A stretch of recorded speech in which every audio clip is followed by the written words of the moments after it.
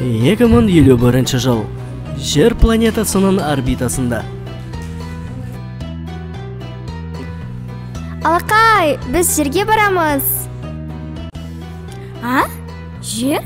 Қандай жер? Жер не екенін білмеймін, бірақ онда тіске басар бірдеңе болса, мен әрине барамын. Тоқтай тұр. Біз жерге тамақтану үшін емес, жердің ластанған экологиясын жөндеуге барамыз.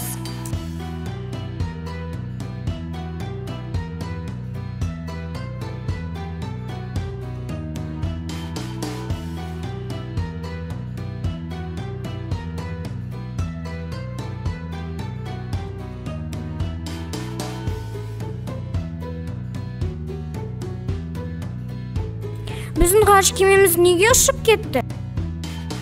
Біз жерге келгендегі миссиямызды орындамайынша ғарыш кемесі қайта оралмайды. Ей, менің қарным ашты. Қашан тамақтанамыз? Менің де тамақ ішкім келіп тұр. Уайымдамаңдар, біз қазір тамақтанамыз. Онда осы планетаны зерттеп бастайық. Қазақстанға түскеніміз жақсы болды. Бешбармаққа тойдым. Енді жер тұрғындарына көмектесейік. Біз оларға қалай көмектесе аламыз?